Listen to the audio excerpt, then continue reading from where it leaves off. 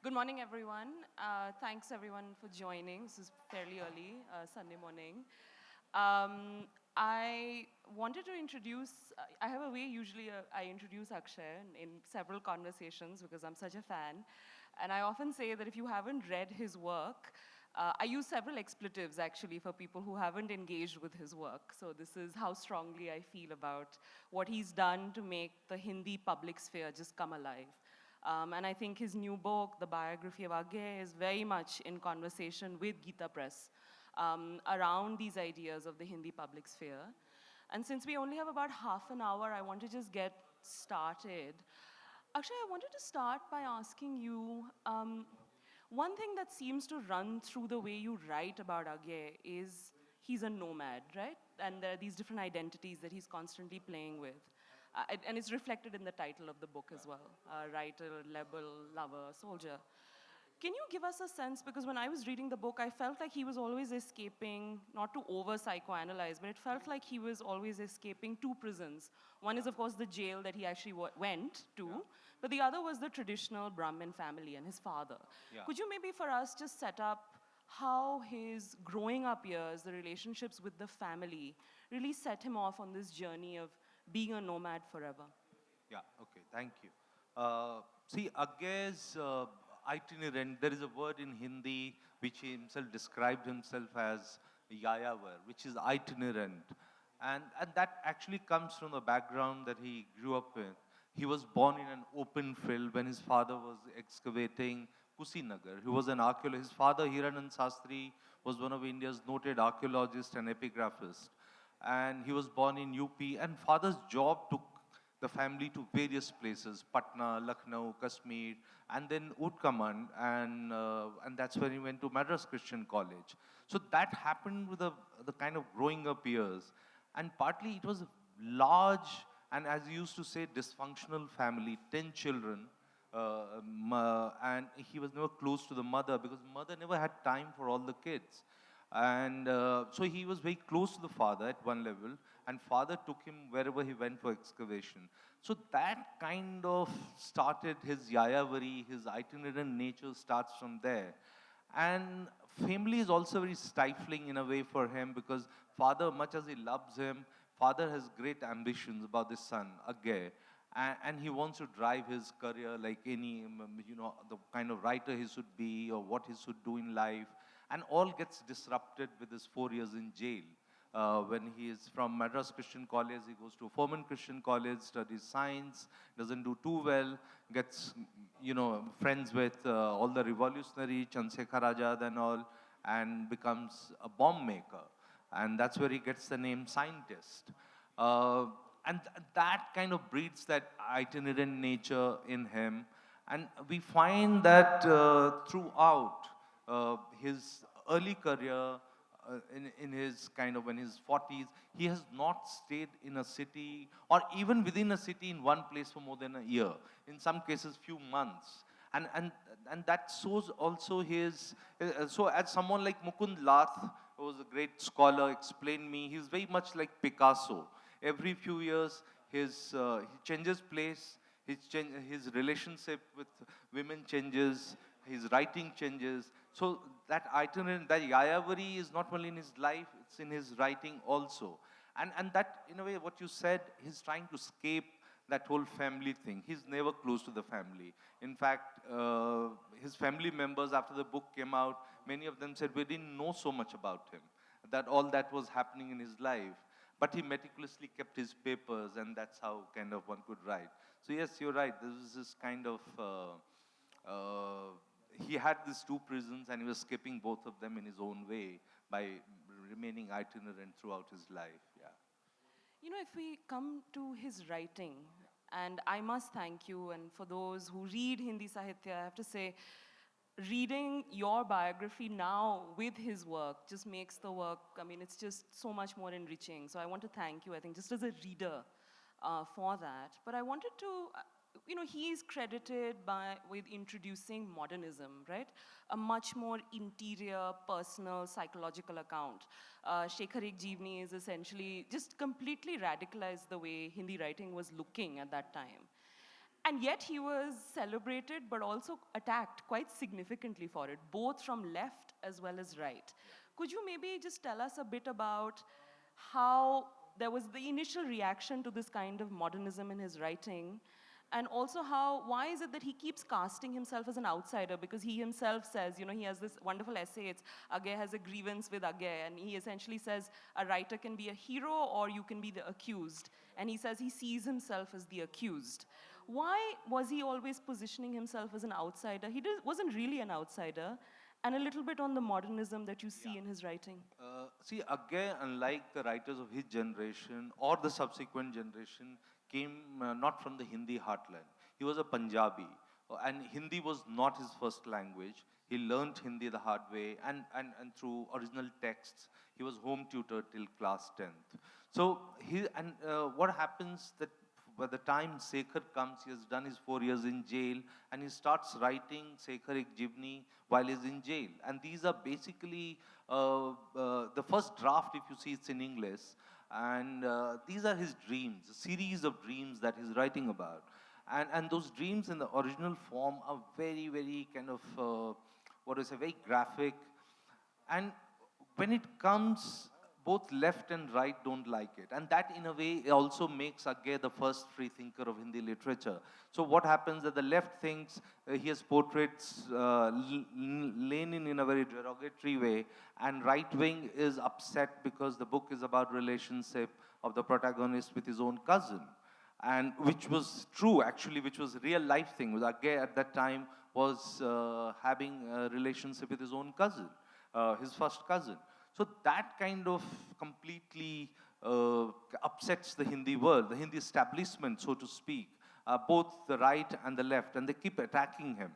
After 3 years, when he brings out the first it's the first kind of, you can say, the collection of poets. 7 poets he brings together to show that poetry is changing from the time. It's the modern poetry, Nai Kavita, which he calls. And although it's full of 5 of those 7 poets are kind of died in the old Marxists, yet Marxists attack him. Right wing again attacks him for some of the poems which they thought was very improper, some of the love poems. And so much so that the Hindi Sahitya Sammelan of Uttar Pradesh passes a resolution on the banning of the Taj Saptak. And but then Purushottam Das Tandon intervenes and says, no, a bad book should always be dealt by a better book. How can you ban a book? So that constantly visits his his career throughout. In 1952, when Nadi Ke Dweep comes, which is again a very personal account of what was happening in his life with this lady called Kripa Sen, if you see, before the book comes out, there is an account of the famous Marxist critic called Namwar Singh, who is writing to another Don, Marxist literary critic called Sivdan Singh Chauhan, saying that, this book is coming, now we have to get ready to attack it. Book has not even hit the market, and they're saying we have to get ready to attack the book. So he's constantly getting this, and he says that, the Hindi world never considered me as their own. Despite the fact that since from 1941, if that's the cutoff point when his first novel comes, till he dies, he's at the center of almost all Hindi controversies or the big developments which are happening. And he's considered the father of modernism.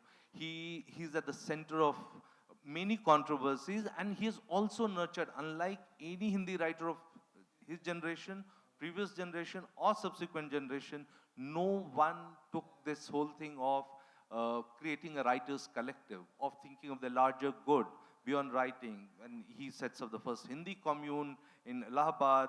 He later does this writers' camp. Everything he has done, yet he remains an outsider. And a year before his death, he writes to someone saying that, look, it's strange that now nobody even reviews my books. They don't think I'm good enough. They never considered me. That's his pain. That's his kind of what he used to say, my malal in Hindi. This is my malal, that nobody considered me as their own. Yeah. Speaking of Manmalal, I want to talk about whether Agyeya was a lover or not. I know in the title you have lover, and I know there's several people who would dispute that, and I want to prod you a little bit on the women's question. There's a letter that Akshaya has in the book, for those who haven't read it, which is from Krishan Chandar, I believe. The Urdu writer, Yes. Krishan Chandar. to Agyeya, essentially saying, and I'm quoting, which is, well, of course, women love you because you're a woman hater, and then men love you as well because you're a woman hater. So my question to you, Akshaya, is was he a woman hater? And could you maybe tell us a bit about, I think you write it so beautifully. I can sense that perhaps there was some tension about how you don't want to be judgmental, you just want to dispassionately write, and it's done so beautifully, particularly the bits about Kripa Sen. Could you share with us, do you think he was a woman hater, his relationship with He women? was not a woman hater. He was too much in love with himself. Let me put it this way. And he was, in a way, which I have written, very extractive in nature. All the women he was with, and there were many, they were all miserable in the relationship. Yet they kept on going back to him. Women of all his, and if you look at it, his first wife is almost his age, doesn't work. Second wife is 18 years younger to him. That also doesn't work. His last partner is 33 years younger to him. That somehow works also, but he's very extractive. He doesn't leave them. And these are, mind you, very successful, very evolved women. They're not your housewife women. They are not that, they're uneducated. They went to the best institutions. There was something about this man which women allowed themselves to be kind of, used in the way they got. And no one came out happy. Yet, yet, I will not say he was kind of a woman hater in that he knew what he had to do in life, and he will just move on. And places will change, women will change, and these are the three known relationships. There were many others like Kripa Sen, for instance. Kripa Sen is a lady who he meets in the early 40s, just before Second World War. He's going to join as a soldier, join the British Army, and she's swept off by Agyeya's presence. This is madly in love. Writes 4 letters a day, all different from each other. 4 letters in a day, love letters, and they're beautiful. And she can write in English, of course. She knew Bangla, she knew Urdu, and she will quote from. And yet, at the end of it, she's miserable. And she's the only one who actually knows her mind and gives it back to him. Uh, but some reason this relationship stays with him, and we find eventually Nadi Ke Dweep coming, which is at many levels a better novel now when I read it than even Sekhar. It's a classic. It's a timeless classic. Uh, and he meets again sometime in the 60s when he's visiting Europe. And so when it comes to women, he's a lover. He respects them, but he doesn't go beyond kind of creating space for them. He needs what he knows what he needs, and he makes women do that for him. And you find some of these women, for instance, Kapila Vatsyayan, immensely, she's a scholar, is a big scholar of dance, culture, everything. And you find her letters and you wonder what is happening here.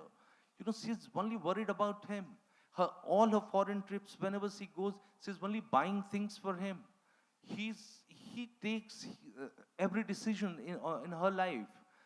So there was something when it came to women, and only boring thing about when it came to women was his parting letters. All his parting letters were very boring. The first letter that he wrote to his first partner, Santosh, and it was a kind of template it became for him. Similar letter he writes when he parts ways with Kripa, then with Kapila, and then, so that's one boring part. But even at the end of it, was not kind of anti-woman, but he didn't care much about them when it came to their happiness or what they needed in relationship.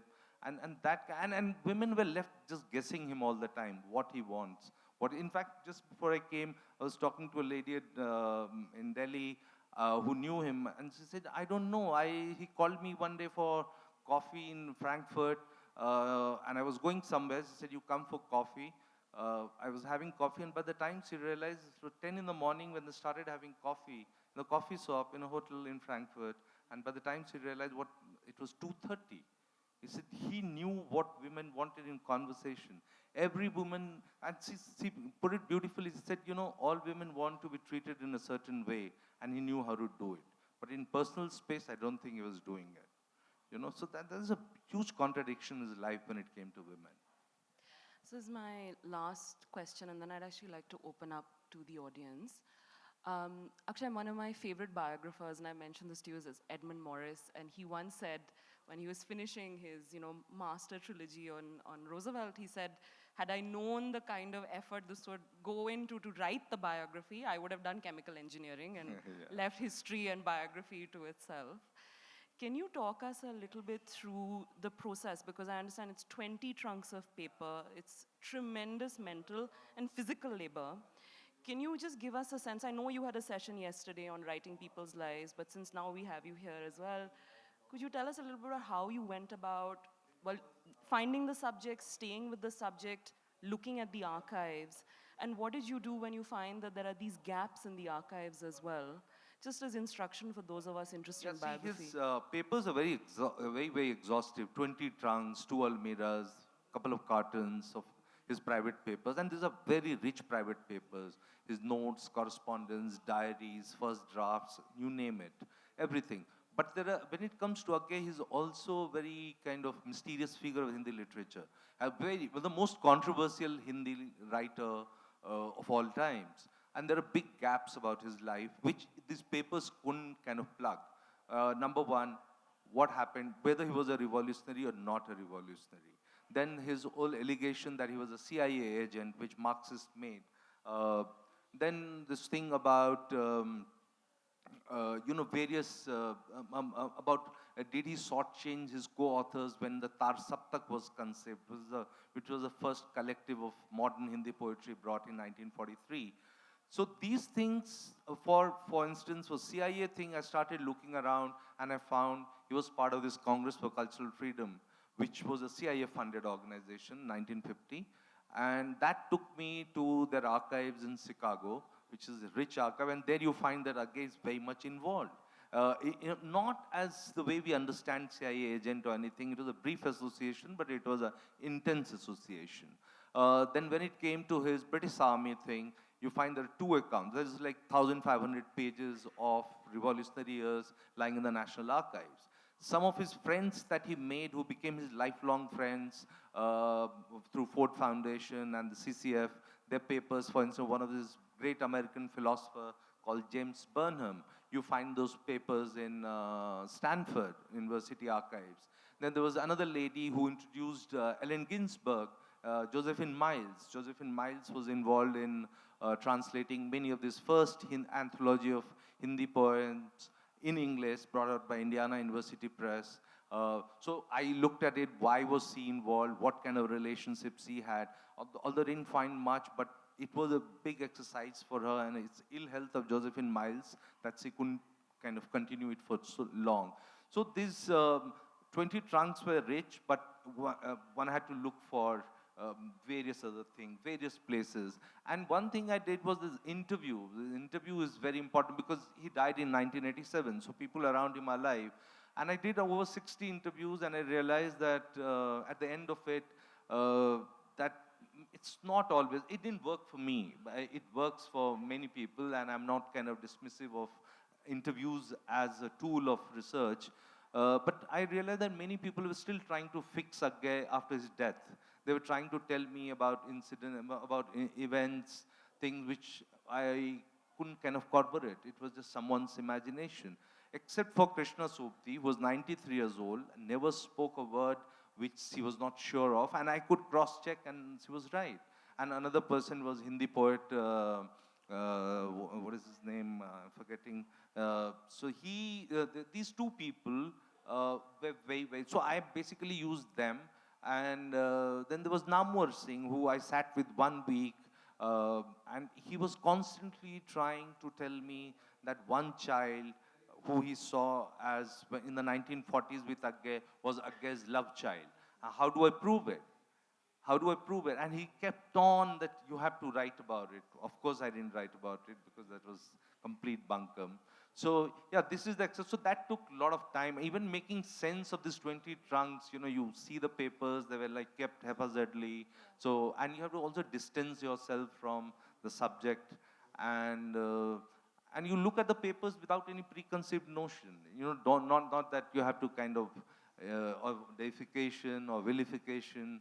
So just look at it and just go along with the text and with the material. And so it took long time. I call it like it's an undergrad project. Every book that I do, it's a 4-year undergrad project. I'd like to open up if there are questions. I think we have time for a couple of questions, right? 5 minutes we have. Anyone else, please? Thank you. Akshay, this is of this present book. I want to talk about the Gita Press, your more famous book. I wanted to know whether you hit upon the study of Gita Press with the assumption that it has made great contribution to the modern Hindu mind, or during your research, you chanced upon its contribution? See, number one, first thing is that Gita Press, if you're growing in that part of the world, Bihar, UP, Rajasthan, Madhya Pradesh, there's no way you can skip Gita Press. Someone somewhere is reading Gita Press. All the religious texts in your house will be mostly Gita Press. Then there is this journal Kalyan. So I knew about because that's what you hear from people, that it was a great dharmic exercise. That's what their tagline is, Bhakti, Gyan or Vairagya Ka Masik. Right, Kalyan says that. It's a fact that only when I got into the archives and I started seeing, joining the dots, I said it was much more than that. It was happening, it started in the first quarter of the 20th century, 1923, 1925 is when RSS comes up, everything is happening. And there is a great deal of choreography happening throughout. In the colonial period and the post-colonial period, which continues. So I didn't go with this. I didn't know that there was a larger Hindu nationalism project. It was part of that. I was curious about this press. How is it successful when all the contemporary presses of that time, the early 20th century, had all closed down? What is it? What is the business model? And thanks to actually for this New India Foundation interview, I remember Nandan Nilekani asking me, everything is fine, you're planning to do this book, but what is the business model? Well, he could ask this question. It was a good question. Then I realized, okay, it's no profit, no loss. It's a Marwari philanthropy. But how does it work? And you realize that, yeah, it works. There is a certain model where employees are not to be paid very well. That's one of the key things. And they had many strikes. They continue to have these problems. One question on today's topic. Please, quickly, You mentioned that there was some connection between the CIA and Agyeya because of the Congress for Cultural Freedom being involved with them. Now, that was the period when India was still not independent, was it? No, it was independent. It started in 1950, this thing in Berlin, and the second international conference took place in India, where everyone came, Arthur Koestler, you name it. All the big guns were in Bombay. James Burnham, Jayaprakash Narayan, B.R. Ambedkar, everyone attended that meeting, including Nehru's the K. Munshi. K. Munshi attended. So everyone was there, Jayaprakash Narayan, all of them. No, does your research indicate or suggest that there was a payment being made by CIA? There was no payment. That's what I said. It's not the agent that we understand through films or books. It's just furthering their cultural agenda. Americans were so paranoid about communism that they were going all over the world, and it's not. So you had this very good journal from India called Quest, which was funded by them. Quest was funded by them. So I'm curious, are there any good translations of Agyeya's novel that can put your biography in perspective? Well, Nadi Ke Dweep, which is Islands in the Stream, English edition is not so easily available. He himself translated it. It's a bad translation, let me tell you. But yes, the first novel, Sekhar Ek Jivni, is now part of Penguin Classics. That came some 5 years back, which is fairly good translation, and that you can read. That tells you about his life, and it's very autobiographical, like even the second novel. And his prison poems, which were written in English and first published from this journal from New York, which was being co-edited by Pearl Buck, called Asia. Some of his prison poems appeared there. That has also come as a separate Penguin Classics book called Prison Poems, and is forwarded by Jawaharlal Nehru, it came sometime in the 30s, late 30s.